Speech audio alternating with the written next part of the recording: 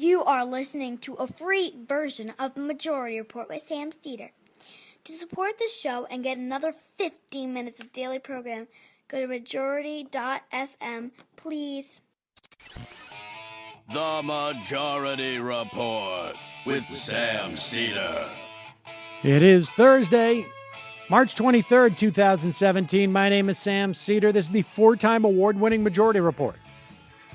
We are broadcasting live steps from the industrially ravaged Gowanus Canal in the heartland of America, downtown Brooklyn, USA. On the program today, Professor of Law at Fordham University, Zephyr Teachout, on Neil Gorsuch and the corruption unique to Donald Trump and not. Also on the program today, Chuck Schumer, vertebrate. Meanwhile, Devin Nunes walks over to the White House and tells them something about the investigation. He got eyes on you. And then Schiff says, both these guys are the House Intel leaders, that evidence is more than circumstantial. You shouldn't have told them that, Kevin Nunes. That was very bad. ISIS claims that the British terror attack was by an ISIS follower. And, of course, repeal and replace on the rocks or not. Lastly, it also turns out Donald Trump did want a North Korean-style military parade for the inauguration. All that and more on today's program. Sure did. Another day, ladies and gentlemen, of just an incredible amount of news. Feeling tired, Sam? Yeah, I am. Drained? Cut? Almost forgot about this London attack because of the enormous amounts of news that was happening. But, of course, 5 people killed, I think at least at this point, 40 some odd injured. A guy who I guess apparently was known by British police, a 52-year-old man, British man, named Khalid Massoud, had been, British police were aware of him. They did not perceive him as a threat, had no evidence that he was going to do something like this. He had previous convictions for violence, unclear. On top of which, that's coming from me. On top of which, police have arrested 8 people in raids around Britain. Unclear in what, for what reasons, if they were involved in this or not. But ISIS has claimed that he was a follower of theirs. Unclear as to whether or not he left the country and came back.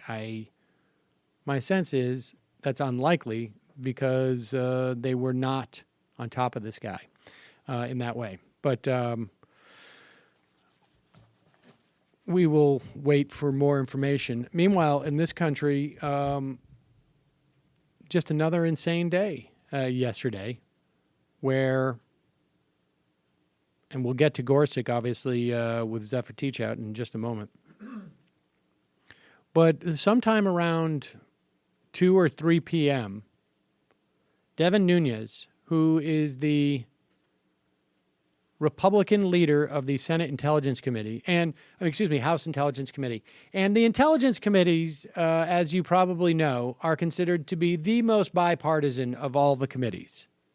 Because, of course, this involves American national security, and supposedly this is never politicized.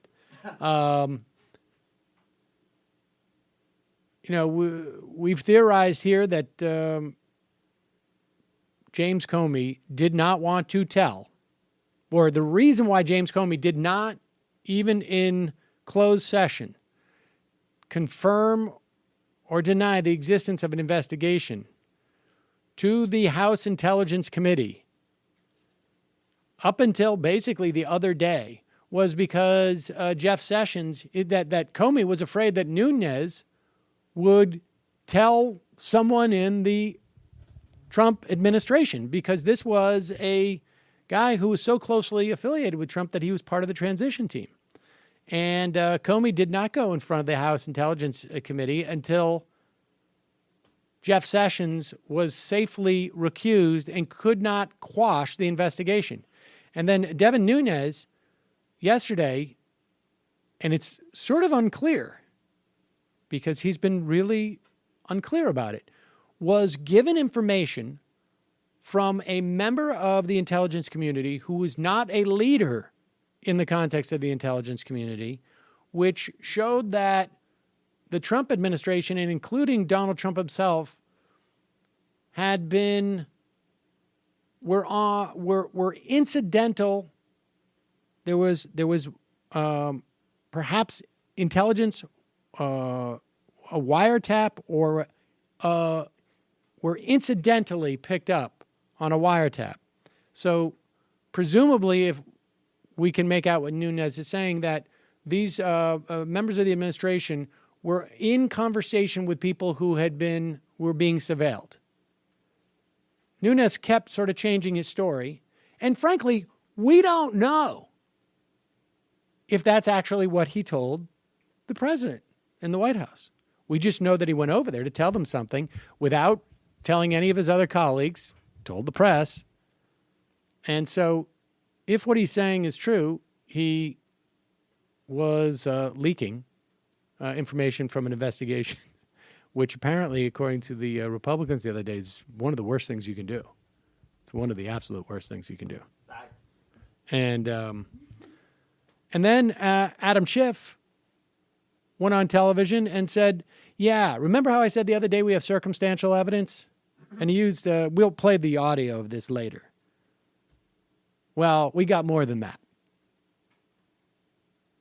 Supposedly it was not related to what Nunes did. And then there was a CNN story that broke last night that went just Adam Schiff plus in terms of how much evidence there was. So we'll talk more about that in the program. But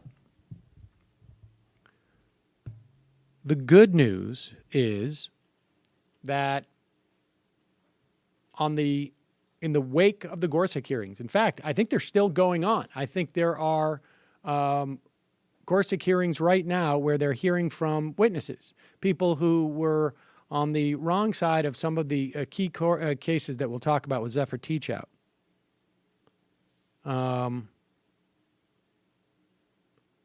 And sometime yesterday, Elizabeth Warren, maybe it was 2 days ago now, everything's blurring together.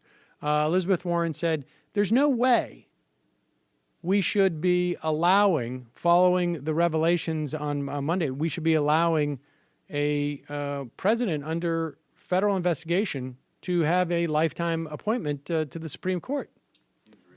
And seems like a reasonable argument to make, at least one that I think is going to resonate.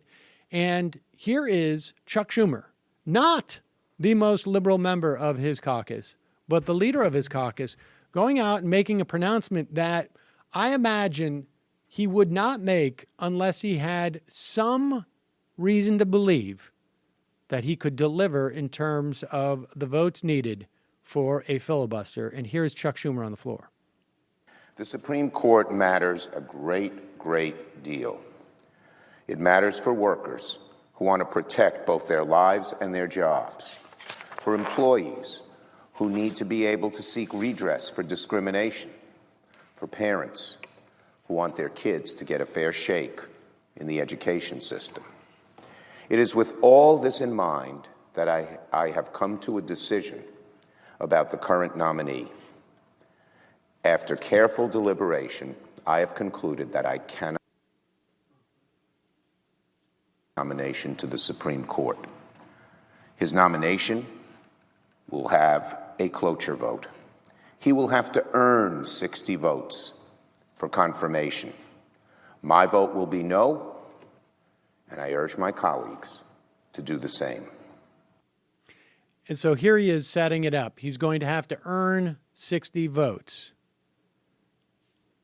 which suggests that the Democrats are going to attempt to filibuster. Well, I think it's explicit. They are going to attempt to filibuster. Whether or not he will be able to hold the caucus, it remains to be seen. He needs to hold 5 or 6 votes, and unclear if he can do that. But do you think Manchin would be one of those votes? Because he was on Meet the Press yesterday talking about Russia. I mean, the thing about this is the thing that Elizabeth Warren does when coming out with that, and then Chuck Schumer followed quickly, is Russia gives a guy like Manchin cover to vote against cloture. Russia is... It's the Ruskies, man. Yep. Serious business. And this is pretty low-ball stuff. And I guess if you're worried about a nuclear confrontation over the pronouncement that, put aside Russia. It doesn't have to be Russia. The FBI has said that we're investigating the Trump administration. It could be for anything. It just so happens to be these contacts, which I think, if they were colluding, really, actually, even with, let's say, Russian mafiosa.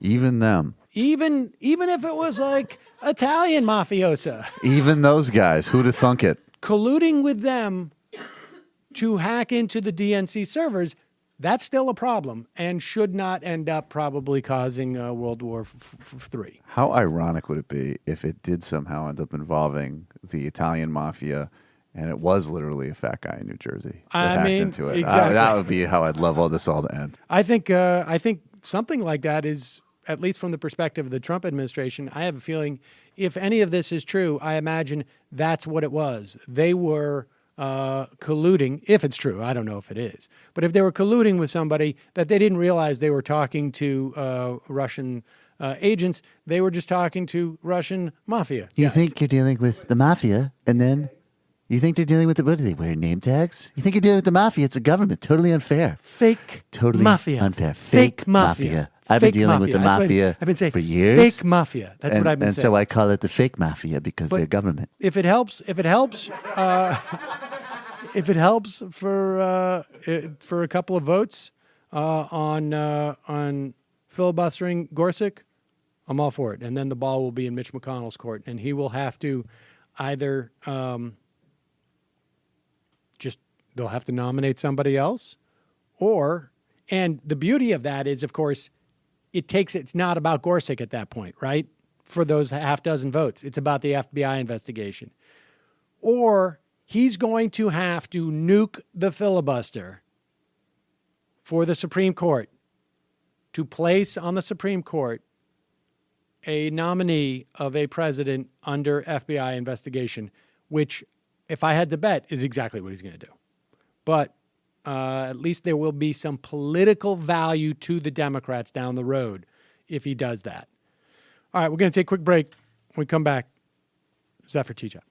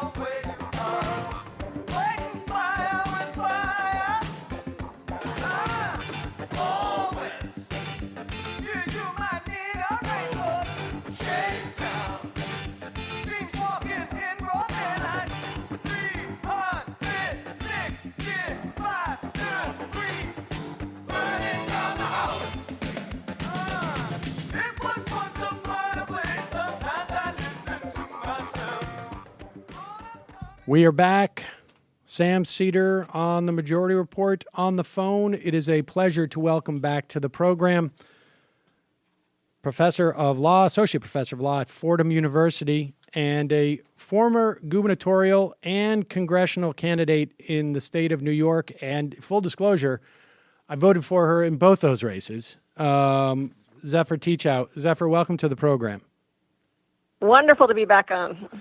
So I want to start, obviously we're talking about Gorsuch, but, it's interesting. The Democrats, in their opening statements to Gorsuch, really tied him into a larger theme that fits everything that's happening, if one could actually believe that these days. Basically, the corruption of our political process, sort of both writ large and writ small, if what we can say Donald Trump's corruption is writ small. But you are on sort of both ends of that spectrum. I mean, there's a lot of things that are going on these days that are right in your wheelhouse. And I just want to start with an op-ed you wrote in the Washington Post about the way that Neil Gorsuch understands economic and political power. Just give us your sense or your analysis of the way he understands that power. Well, look, he's a Scalia judge, and even Republicans call it the Scalia seat and compare him to Scalia, and he's been open in his praise of Scalia. So both in that and in his opinions, you can see that he has a really what you basically might call a neoliberal view of who should have power and how people should make decisions, which is deeply skeptical of government, pretty top-down, very much in favor of billionaires having unlimited power in elections, and then also in favor of allowing mergers and incredible concentration of power in the economic sphere. So it codes itself as neutral. It's not neutral. It codes itself as originalist. It's not originalist. What it really is an approach that is cynical about government and instead says, hey, billionaires want to spend money. They should be allowed to spend unlimited amounts of money. And there's a concurrence. A lot has been made about his concurrences in the last few days, rightly so. He had a concurrence in a Money in Politics decision a few years back where he actually suggested he might even go farther than Scalia and might, nothing said directly, this is Gorsuch, so it's a lot encoded, but might consider applying strict scrutiny to campaign contributions, which would basically mean the possibility of not just Citizens United, but striking down the capacity of individuals and maybe even corporations to give unlimited sums directly to candidates. Because contributions are fundamental political speech. And this is actually a pretty radical view. Let me just explain to people, when you say strict scrutiny, that means that any law that in any way deals with that stuff has to reach a very, very high bar in terms of its necessity and the sort of the compelling state reason to have a law like that. Is that right? That's exactly right. And there's sort of a saying in law schools that if it's strict in theory is fatal in fact. I'll translate that, which is that when you hear that strict scrutiny is about to be applied to democratically passed law, that typically means that law will no longer exist after the justices are through with it. And I just want to emphasize. Go ahead. Yeah. Well, I mean, what's interesting about that is while he will write that in an opinion, he really took the tack of during the hearings, it seems to me, and in his justification of what people have come to know as the frozen trucker opinion, that judges shouldn't get involved in there. I mean, the idea of this guy applying strict scrutiny to what the legislator does, I mean, to me, that parallels, I guess, like Scalia when it comes to the Voting Rights Act. Right. Yeah. I mean, I actually find his hearings quite chilling.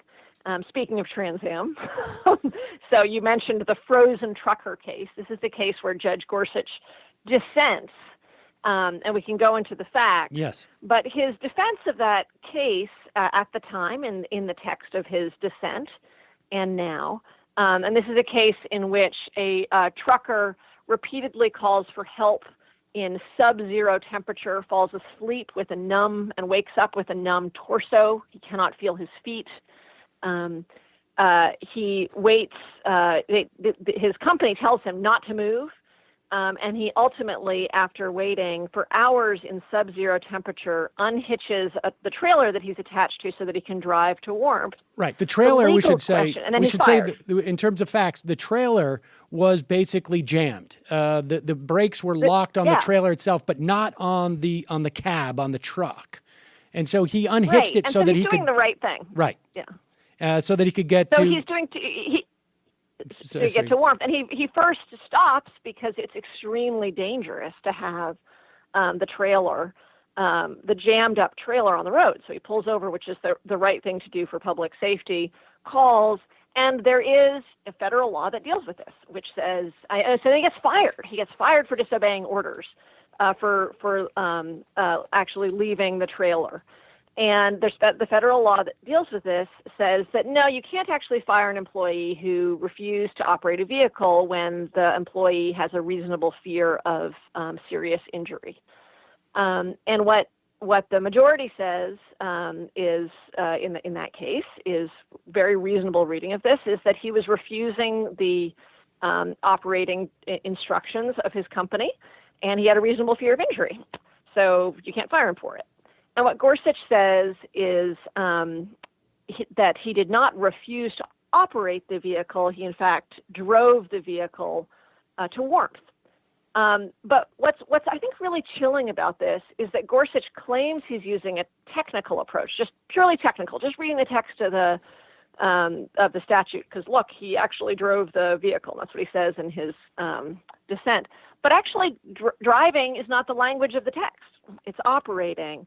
And refusing to operate, the sort of common sense understanding of that is refusing to operate it in the way that you've been asked to operate it by your boss.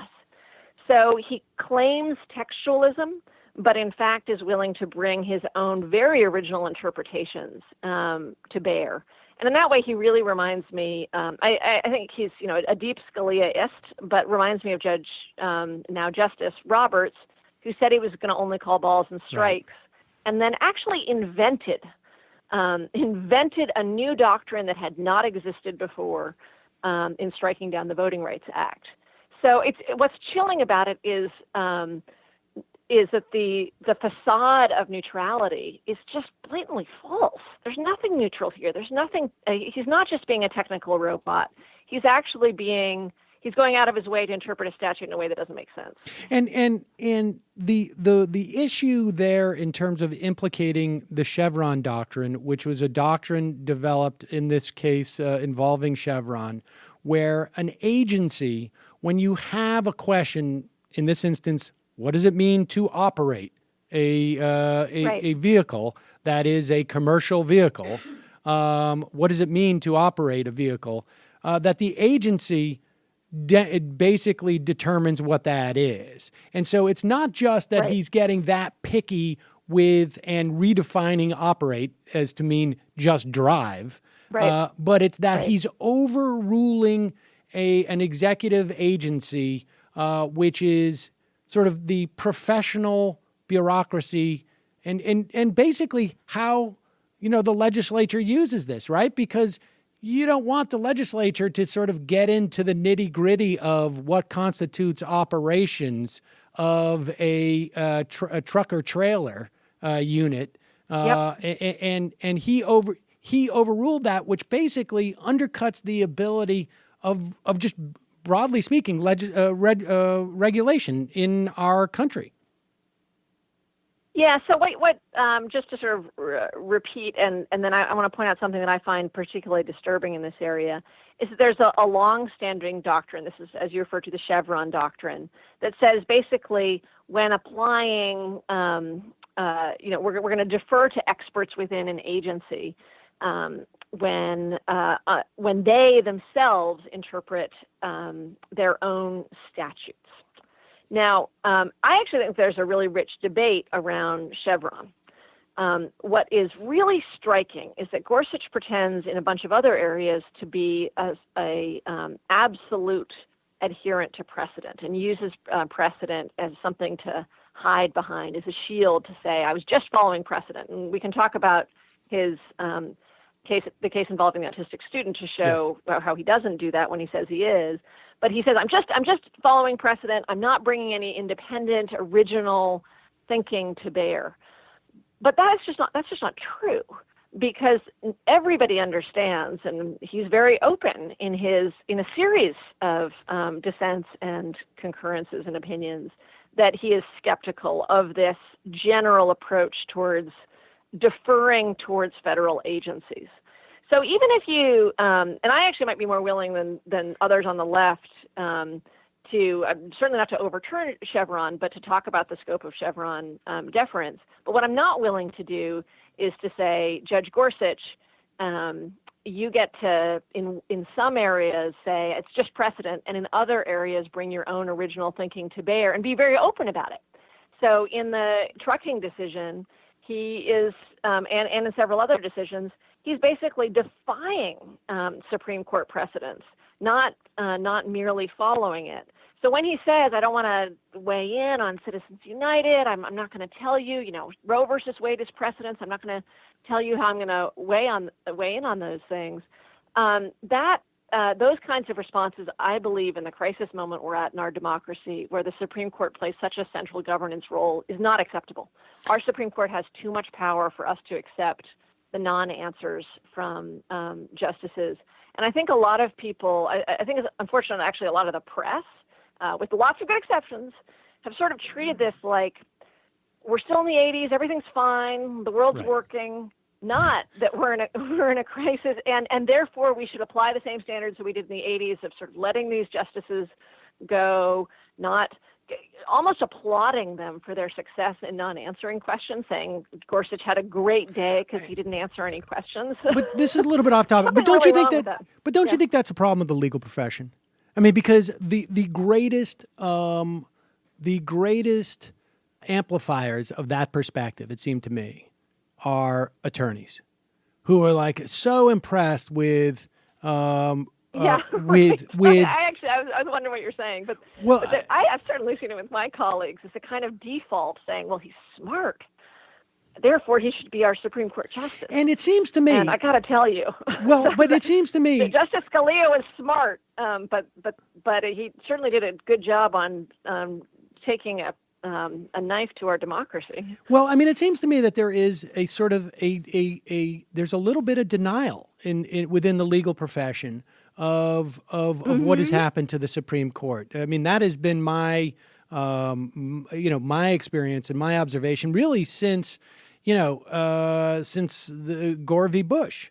And and there's been a sort of a willful denial at that point. I mean, if you ever needed an argument that, hey, wait a second, this isn't this isn't an apolitical. Yes, and it occurs to me, and I do want to talk about this idea thing, but it occurs to me that what Gorsuch is doing in this Trans Am case is that he is signaling.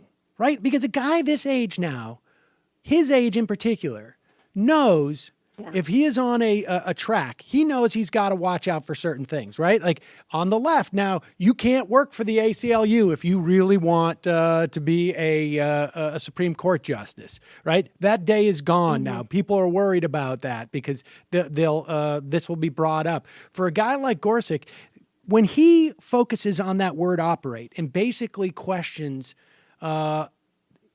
he attempts to roll back the regulatory agency's authority, but hides it and shrouds it in an argument about the definition of a word, which is sort of like a second-order attack on that agency's authority. He's both signaling to people on the right, hey, I'm here. If you want Chevron gone, I'm your guy. Which it seems to me is one of abortion, Roe and Chevron are sort of the holy grails, it seems, on the right. That's his way of doing it. Am I reading into that too much? I have no idea whether he was, angling for the court or not. He's certainly been a very ambitious judge, but he succeeded. Right. That was the goal. He succeeded in becoming sort of the dream justice for a very hard right approach in a series of areas. And he certainly, if you're right about that, he was signaling in his concurrence, a somewhat unnecessary concurrence in the Money in Politics case, that if you're worried, and this isn't signaling to the hard right, I think this is what's so disturbing. This is signaling to the oligarchs. Right. This is signaling to the Mercers and the people who are funding the campaign to support him right now. This is signaling to the Koch brothers. I'm not about to overturn Citizens United. If anything, I might go farther in freeing your hand. And I think, of course, one of the unfortunate things that's happening in our society, and why Gorsuch's nomination is so important, is that we're not in an ideological left-right fight. We are in that too, but we're also in a really big money, and we're not trivial money. We're in a Mercer Koch effort to take over the very core of our democracy. And I happen to think that not coming out to fundamentally question Citizens United actually means that you shouldn't be a Supreme Court justice, because this is about whether we can have a democracy at all. And just to put a finer point on that, I guess it was the Washington Post has wrote the other day that it's been a 20-1 margin with conservative groups outspending liberal groups on pro-Gorsuch ads across the country. Let's talk about the Mercers. I mean, I can talk about the IDEA case a little bit later, but there's a lot being written about Robert and Rebecca Mercer right now in the context of Donald Trump. And what I don't think people realize is that as far as I can tell, his second biggest investment, if not his first, in this past election was against you in a seat in the 19th district in New York, with running against a guy named Robert Faso, John Faso. Yeah. So I would love to find out if there's anybody who came close, but because it may be true. But as far as I know, he spent, his family spent around $700,000 supporting my opponent, John Faso. So I don't know whether to take that as a badge of honor or not. Why do you think that was? Do you think that was because he didn't want you, or do you think he wanted Faso, or what was that? I imagine it's a blend. He had a prior relationship with Faso. It's a swing district. I was called a special threat by super PACs on the attack. They were justifying why there were other sort of friendly to Mercer super PACs that came in at the last minute to spend another $1 million as a special threat in this district. And one of the reasons maybe that I talked so much about super PACs, and in fact, I had actually challenged Robert Mercer to a debate because he'd spent so much money in my election. I really felt like I was running against the Mercers. And Jane Mayer's piece is an absolute must read for anybody, the piece in the New Yorker about the Mercer family. But Mercer and his allies spent more money than my opponent. So my opponent's spending in a general election a little under $2 million, and the super PACs are spending over $6 million. So the race then feels like it's a race against super PACs instead of the opponent. And sometimes the press still treats it like it's 1999 or right. And it's as if it's a race between two individuals, when in fact the attack ads are all coming from Mercer-backed operations. And the story of the Mercers and Citizens United is very intertwined, because they didn't really get involved in the political process until basically the shackles were taken off. And that's when they started dumping in millions upon millions upon millions of dollars. And hopefully we're going to get Jane Mayer on to talk about that piece. But the long and short of it is Mercer gave $11 million to Breitbart back in 2010, I think it was. And subsequently was the guy and his daughter were the ones who brought Bannon, into the Trump campaign.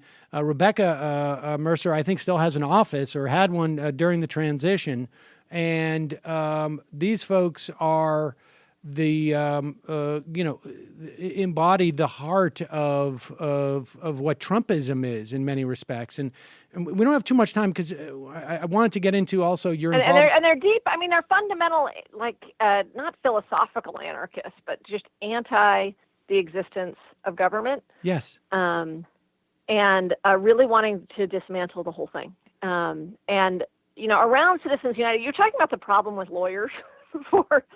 I certainly had colleagues in the law school world who disagreed with Citizens United, but sort of said, well, it's not going to be that big a deal. Just think the difference. I thought about it all the time when I was running for Congress, the difference between running that exact same race in 2016 and 2008. It'd be a totally different race. You've had less than a decade, and now the world is transformed by Mercers who were not key players in 2008. I mean, there was a money problem, believe me. We weren't in heaven then. But now, when you think about, does this Gorsuch thing really matter? Do we really need to filibuster? Well, we might lose, so is it worth trying? This is a fundamental moral fight for the future of our country, and we have to do everything we can to try to stop it. Well, I mean, Sheldon Whitehouse has been talking about money in politics, and he's made the point. He's been terrific, and he was great on the Gorsuch hearings. But he's made the point in the past to me that it's not just about the elections; it's about a guy walking into your office and saying, like, you either vote for this or I'm going to dump $3 million to your opponent. So it's not just the money that it's the sort of the veiled threat that comes with this, and knowing that they have the ability to do that. So let me just ask you about that. Can you tie in the emoluments lawsuit that I know you're a part of that involves 3 or 4 things that Donald Trump has already been doing in office that violates the Emoluments Clause of the Constitution, but that sort of like lowbrow corruption and this highbrow corruption, right? Because it's on a spectrum, isn't it? Yeah. Well, they're all related in this way. In both the case of Trump taking money and benefits from, among others, the Chinese government, the government of Turkey, dozens of countries around the world through both his development projects and through his ownership of the Trump Tower, where the government of China's entity owned by the government of China is one of the largest tenants. In that case, we know two different things. One is the president is making really critical decisions about our trade relationships. I'm just going to use with China, and our military relationship with China. And the president is in a position to be made richer or poorer by the government of China. We don't know that there's any secret deals. We don't know that there's a smoking gun. We just know that is the situation. Likewise, with money being spent and bills being passed, a lot of the times we're not going to find evidence. I mean, the Koch brothers are pretty brazen today with saying, "Hey, we'll support you if you vote no on on the bill, and we won't if you don't." But most of the time, there's spending and there's bills, and there's not a smoking gun. And the thing that connects them is we got to stop looking for smoking guns. I would say that's true in the Gorsuch hearings. I would say that's true in the way that we think about corruption. Because, maybe I'm pushing this metaphor, like we're drowning, the house is on fire. We don't need to find the little facts that slipped from one Chinese government official to our president to say there's something wrong about our president getting enriched by a country that we're in trade negotiations with. And we don't need to find facts from the Mercers to John Faso to say there's something really wrong with Faso being so dependent on a billionaire who has no interest in the Hudson Valley. Right. That is itself wrong. We have to sort of understand that to fight corruption, we're going to have to block the activity itself, not sort of hunt around for the secret, explicit deal. The very existence of money as such a major force involved in the whole process is corruptive in and of itself. Exactly. Yeah.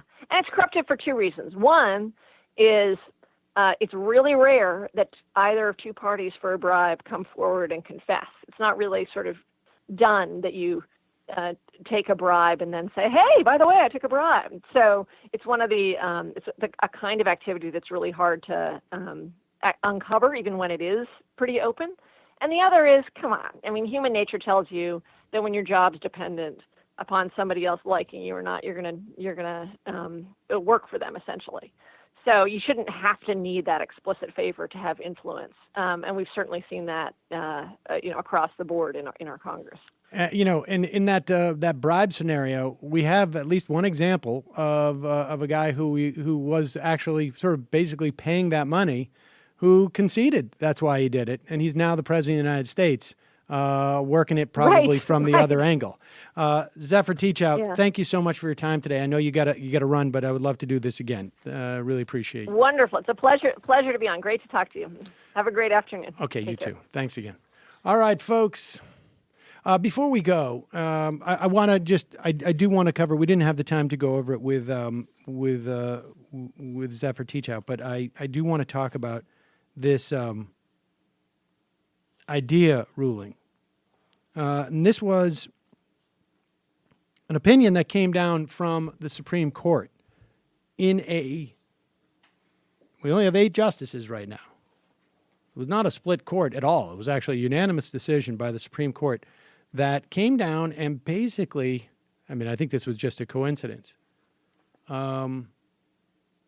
drew attention to an opinion issued by Gorsuch on the 10th Circuit. It's a 2008 opinion, which involved the Individuals with Disability Education Act idea. This came up quite a bit with Betsy DeVos, too. And it's an act that requires public school systems, which takes federal funds, which I believe all do, more or less, that they provide a free, appropriate public education to certain classes of students with disabilities. And there was a case in 2008, and I believe it was it had the same, I don't know if it was Thompson RJ School District versus Luke P. was the 2008 case. The Supreme Court had a case, a different case involving a different school district. And in the 2008 case, Gorsuch wrote that the school the school district complies with the law, with the IDEA Act, so long as they provide education benefits that must merely be more than de minimis. Now, de minimis is Latin for so small that it's completely insignificant. It basically means nothing. So small that it's basically nothing. And when he was questioned about this, Gorsuch, about this case, because the Supreme Court basically came down and said, no, just slightly more. Well, when he was questioned about writing merely de minimis, that the school complied because it provided something that was better than merely de minimis, Roberts wrote in his decision from the Supreme Court, when all is said and done, a student offered an educational program providing, quote, merely more than de minimis progress from year to year can hardly be said to have been offered an education at all. So, in other words, Gorsuch, who claims he was following precedent, added the word merely from a precedent that already existed. There was already a precedent that involved, like, you have to offer more than nothing. And more than nothing became the floor of what you must offer. After Gorsuch was done with this ruling, it was actually the bar is just something more than nothing. Now, that's a very subtle distinction, but I want to make it really clear that people understand. More than nothing means that at the very least, it has to be more than nothing. Merely more than nothing means that's all you have to do. More than nothing, we don't know exactly where it is. Merely more than nothing, we know is just above nothing. And that's what he's saying it has to be offered in terms of education for students. So he, A, is a heartless SOB. B, was not following precedent, but was shaping precedent, slightly shaving that precedent, put a little garnish on it, which fundamentally changed the taste of that precedent, and it fundamentally changed it so much so that he was shot down by 8 justices on the Supreme Court. So it just gives you a sense of how meticulous this guy was as a judge, but also how ruthless. And good for the Supreme Court shooting that down. And remember this too. One, he was not following precedent here. He was shaping the precedent. But two, when you get on the Supreme Court, you do not have the same obligations to follow precedent that you do when you're on a lower court. You give deference to it, but it's something that you can change. We've seen that with the Supreme Court now. What would his motivations be for wanting to lower the bar so much? He has hostility towards public education. Yeah. He doesn't feel that government should be in a position where they have to offer more than just slightly more than nothing. I mean, that's why. I mean, this is a mentality. He's a rabid ideologue, like all these other people. Yeah, I mean, that's basically what it comes down to. No money involvement or something like that? No, I don't think it's... I think it's an ideologue. I just think he believes that government should not have certain obligations and should not have certain powers. And what's worse is he claims otherwise. He claims I'm just calling balls and strikes. Yeah, the irony, I keep noting the irony that it's only Democratic appointed judges that are remotely honest when they talk like that. It's only the Sotomayors and the Kagans who say, like, well, I actually really look at precedent for something like that. That's not ironic. That's depressing. It is depressing. All of the above. They should do less of that, too, though. He also, according to Rick Hasson over at, I think, SCOTUS blog,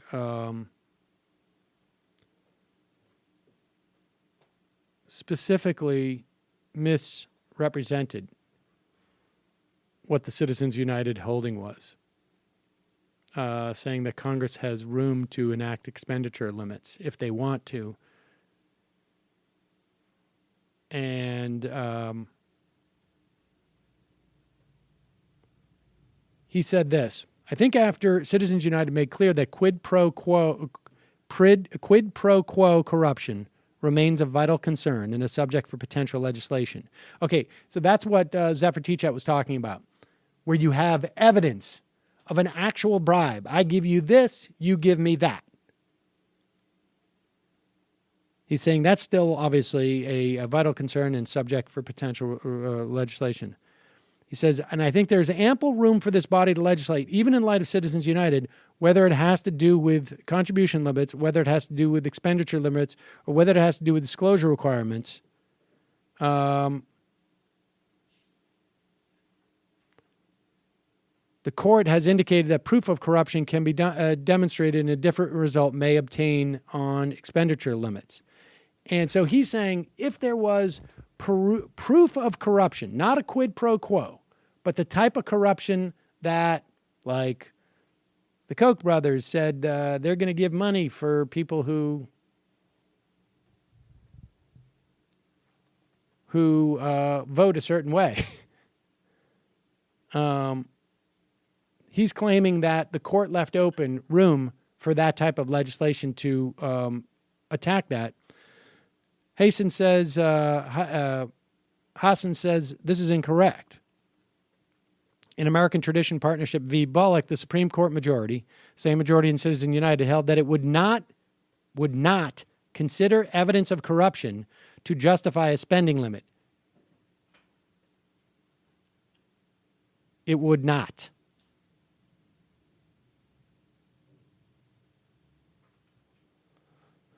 So, I mean, there you have it. I mean, this is what Gorsuch, but at the end of the day, the bottom line is, are Democrats going to find the political will to maintain a filibuster? And it would be nice if they could do so on the grounds that we heard from everybody on the Senate Judiciary Committee, who were making this broader argument.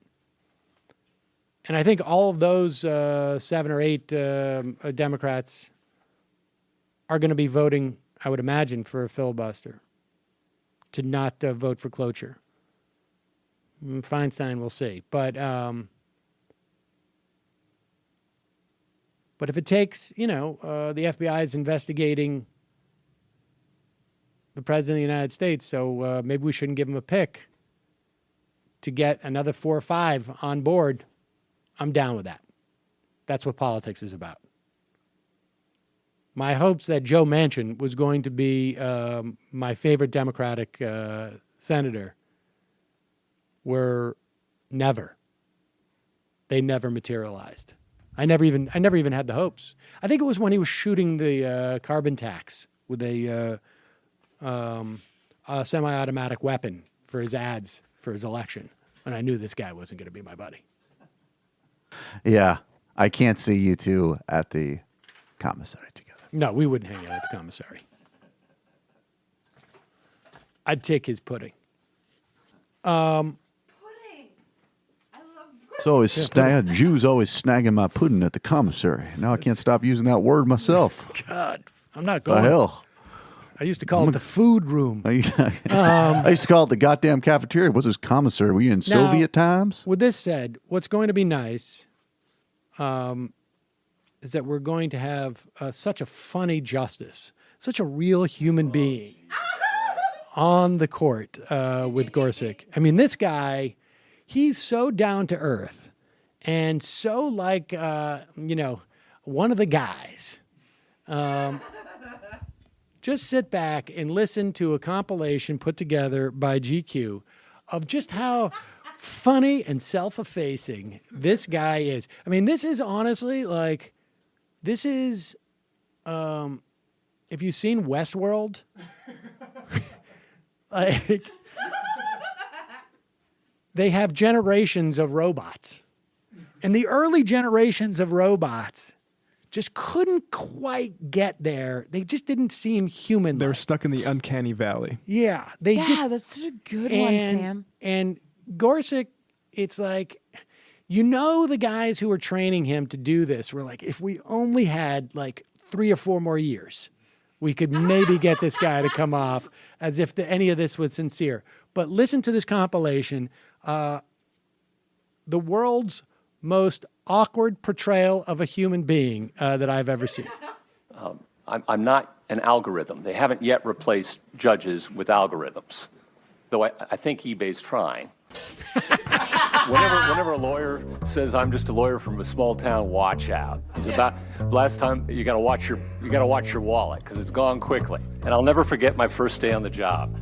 Carrying a pile of briefs up the steps to the bench, I tripped on the hem of my robe. Pause Just about everything went flying. Pause it. He's reading that anecdote. This is A1 material. No, but listen to what he's saying. He's reading, I will never forget that time that I went in.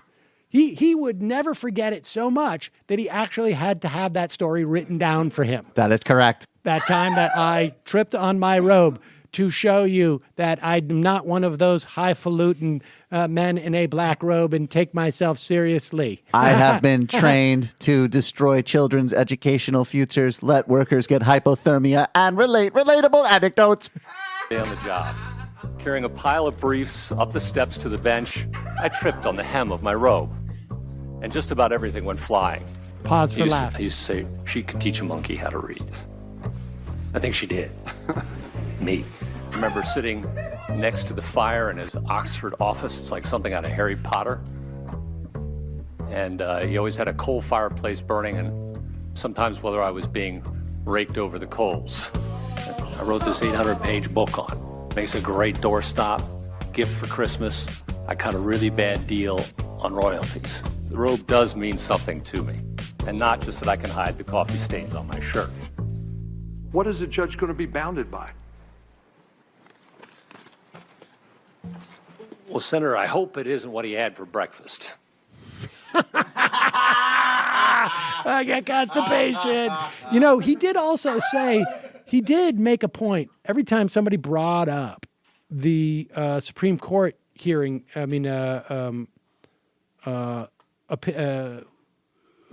finding that contradicted his opinion in that idea case involving the schools. He kept making the point that, like, I was handed it on my way to the bathroom. And I just so badly wanted... I was about to defecate, and then all of a sudden, a case came along where I was forced, through no desire of my own, to destroy a child's life. What you gonna do? But I honestly think that, like, he was trying to signal, like, I have normal biological functions. I'm actually a human. And I was just hoping that, like, Durbin would stump him by going, like, number one or number two? Well, I had to urinate like a horse that races, and I was on my way to do just that when a case came along that said that black people weren't people, and sadly, not happily, I was forced to conclude that they are not. Aren't we all enjoying ourselves? Senator Whitehouse, I know you're liking my book material. You don't look like you want to kill me. And then Ben Sass was asking about, like, flying fishing and... flying fishing, that great human activity in the great outdoors that real Americans enjoy. Me too. Did we do the Ted Cruz, the Hitchhiker's Guide to the Galaxy? Oh, this is like social reject overload here. All right, it's like Ted Cruz didn't even get the friendly robot model.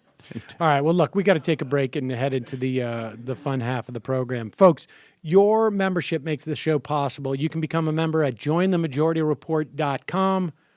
When you support this program, you're supporting the free show that we do every day, which is, hopefully you're mildly entertained and somewhat informed, and you get to hear voices. Just this week, Masha Gessen, Zephyr Teachout. I thought you were going to say Right-Wing Mandela. Right-Wing Mandela. What are you worried about Masha Gessen for? Robot Gorsuch. But that is the voice that will be destroying the modern safety net of America for the next decade. There you go. Until the next one we get. But Chuck Schumer has said the filibuster is on. Call your senators. If you have a Democratic senator, call them and say, good for you on this filibuster. Don't even bother to ask if they're doing it. Just say, good for you on this filibuster. I can't wait to work for your reelection. This is what we need. filibuster. I don't care if Mitch McConnell gets rid of it. Now's the time to fight. And there's actually audio of Gorsuch preparing for his hearings. It's like it goes, "We will have a master race, and then when a weakness submit for our original reading of Constitution." Oh, excuse me. Yeah, so anyways, one time I was trying to go to the bathroom. Well, what do you know? I had to strike down voting rights for women. Can't vote anymore. Not happy about it. My mom certainly wasn't. So join the majorityreport.com. And again, if you can't afford, and as a way of saying thank you, we give you an hour plus extra content every day. 99.9% of the time, I think we do that. And if you can't afford it and want the extra content, I know we have a lot of people, you lose your job, or maybe you've had to stop working for a while to take care of a parent, that having a couple hours extra of stuff to listen to every day is helpful. Don't hesitate to email us at majorityreporters@gmail.com. We will hook you up. We'll make a deal. Yeah, no shame in that. And then people step up when they get back on their feet. They really do. Yeah. All right. And also justcoffee.coop, fair trade coffee, tea, or chocolate. Use the coupon code MAJORITY. Take 10% off of your delicious coffee order. You can also get the Majority Report blend. Give it as a gift. Maybe we should redo that package too, Kelly. We're going to see, folks, it's sold out, the live show. We're going to figure out a way maybe that other people can watch it or hear it afterwards. We'll see. And see you in the fun half, 646-257-3920.